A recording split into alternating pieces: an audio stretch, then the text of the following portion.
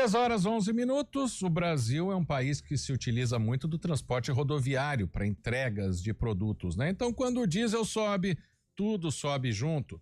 O novo reajuste de 22 centavos por litro anunciado pela Petrobras deve pesar não só para os caminhoneiros, mas também no bolso do consumidor.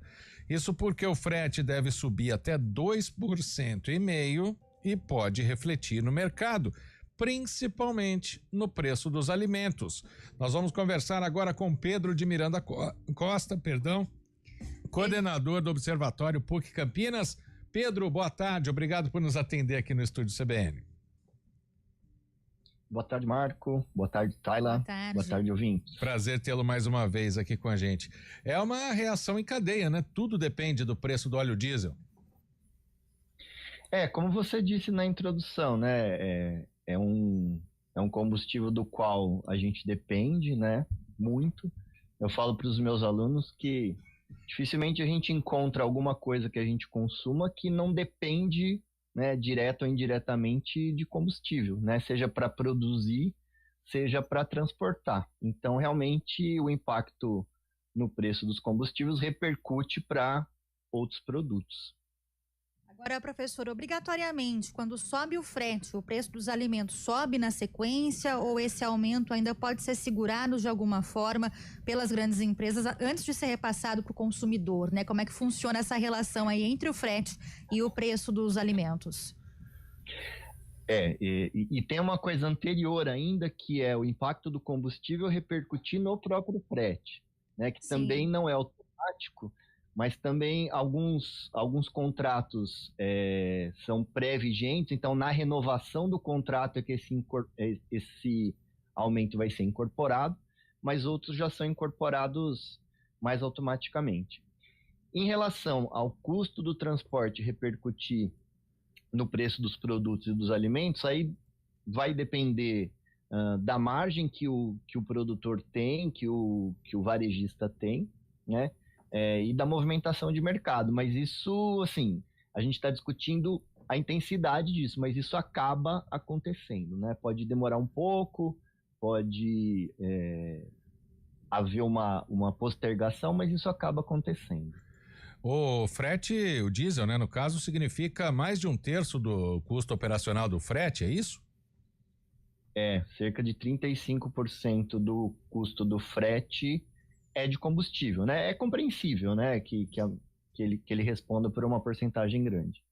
Então, realmente, aumentando o combustível, o custo do transporte vai aumentar, né? Professor, quais alimentos devem ser mais impactados? A gente sabe já que vai ter aumento, né? Existem aí alguns alimentos que podem ter um impacto maior quando a gente pensa nessa cadeia aí de distribuição dos alimentos? Os alimentos que tendem a ter mais impacto são aqueles que ou têm um valor específico menor, né? Porque quanto menor o valor do produto, maior impacto, porque o custo do transporte ele tem a ver com a massa, né? O peso do alimento, do produto, e menos com o valor específico, né? Então, esteja transportando 1 quilo de batata ou 1 quilo de chip de computador, o custo vai ser parecido, né? Então, isso impacta mais naqueles que têm um preço menor. E também naqueles produtos que dependem de um deslocamento maior entre os centros produtores e os centros distribuidores e consumidores. Era isso que eu iria perguntar. Aqui a região de Campinas, por exemplo, ela tem próximas, né, muitos. Por exemplo, o circuito das frutas está muito próximo aqui da gente, né? Ou seja, teria um frete menor. Mas aí, por causa da concorrência, né, nos outros locais que tem essa distribuição para outros estados, para outras regiões aqui do estado de São Paulo, esse preço também viria para a gente, professor? Na verdade, né, existe um diferencial de preço causado pelo transporte, né? E esse diferencial ele tende a se manter, né? Então, no momento em que há um aumento de custo, esses preços vão ser rearranjados, sim, tentando responder mais objetivamente, Marco. Para nós, os produtos que estão mais próximos, eles vão ser menos afetados. mas não dá para dizer que eles não sejam afetados, porque como você disse, o fato do custo subir em outros locais acaba afetando a gente aqui também.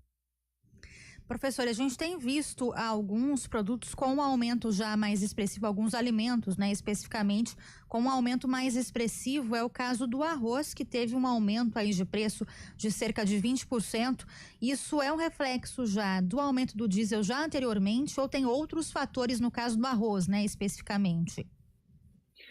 Eu diria nesse momento que eu atribuiria mais a outros fatores, Tayla. Justamente porque... E assim, o arroz, ele teve, eu diria até no último ano e meio, aí ele teve alguns fatores que fizeram com que o preço subisse, né?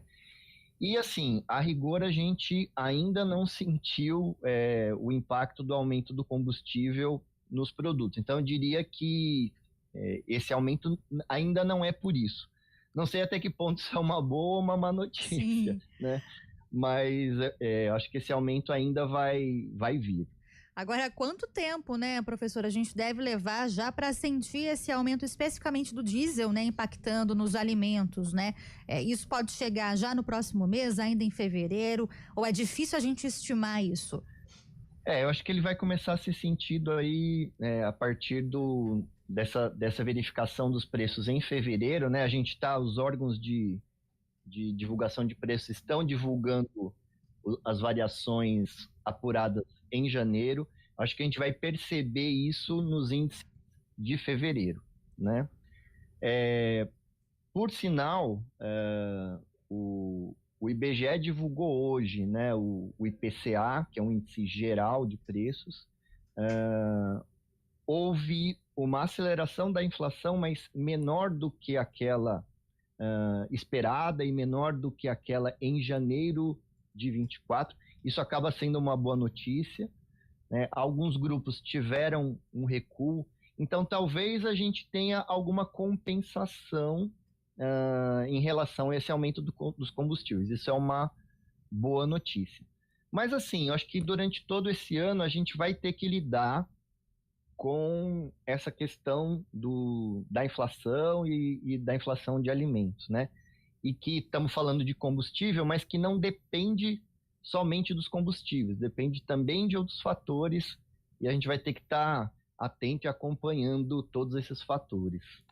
E eu comecei a nossa entrevista falando sobre a dependência do transporte rodoviário no Brasil, né, professor Pedro? Porque isso faz com que torne a economia fique mais vulnerável, né? Porque subiu o combustível, sobe tudo. Isso só seria possível mudar a longo prazo. Por exemplo, hoje a gente está falando de um trem intercidades para passageiros. A gente sabe que existem produtos que são carregados nas ferrovias, mas o número é ínfimo, né? É bem menor do que poderia ser, né? Bom, aí a gente vai lá para as aulas de história, né, ou de economia brasileira. Então a gente teve lá, principalmente na década de 50, os 50 anos em 5 do JK, que foi um plano de sucesso do ponto de vista de trazer um crescimento acelerado, mas que fez claramente uma opção, né, mais forte pelo transporte rodoviário, né? E assim, a gente teria oportunidades hoje de realizar parte desse transporte pela via ferroviária, principalmente quando a gente está falando de grandes volumes, né? Então, muitas vezes a gente vê alguns caminhões na estrada, 4, 5 caminhões que estão saindo do mesmo lugar, indo para o mesmo lugar. Talvez aquilo pudesse estar num vagão de trem. Isso, com certeza, baratearia o transporte e diversificaria as formas de transporte, né? Alguns produtos, pela logística de distribuição, a gente precisa ter a agilidade do transporte rodoviário, mas isso poderia estar mais bem combinado com o transporte ferroviário, né? Professor, falando novamente aí dos alimentos, né? A gente já tem a estimativa aí, então, de aumento por conta do reajuste do diesel, tem a inflação em si. Quais são as previsões aí para os próximos meses, né? Quando a gente fala dos preços dos alimentos, o que a gente pode esperar aí para esse ano de 2025? Sim. Eu acho que em relação ao preço dos alimentos, né? E falo também, né, reproduzindo o que muitos analistas colocam, o ano de 24 não foi um ano bom em termos das nossas safras agrícolas, né? Vários produtos importantes tiveram safras menores do que em 23, então isso também impactou na questão dos preços. A expectativa, há uma certa incerteza, porque a gente está lidando com questões climáticas e o clima está cada vez mais incerto, mas a expectativa é que a gente tenha em 25 uma safra melhor do que a de 24. Então, por esse lado da produção de alimentos, a gente tende a ter uma notícia boa no sentido de ser algo que segure o preço dos alimentos. Mas é o tal negócio, que vai acontecer lá na ponta com o consumidor vai ser uma combinação, né? Do custo do transporte, do custo da produção, da própria demanda de produtos, da questão cambial. Então, é uma combinação disso tudo que vai gerar o preço lá na frente. E claro, né? Não deixa de ser uma boa notícia a gente ter uma expectativa positiva de safra, pelo menos os fatores se compensam aí.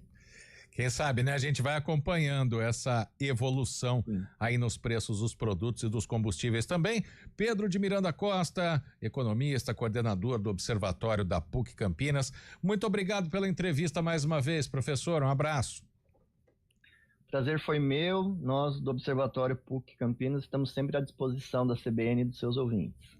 Um abraço, professor. Muito obrigada. Agora, 3h23, a gente faz um rápido intervalo.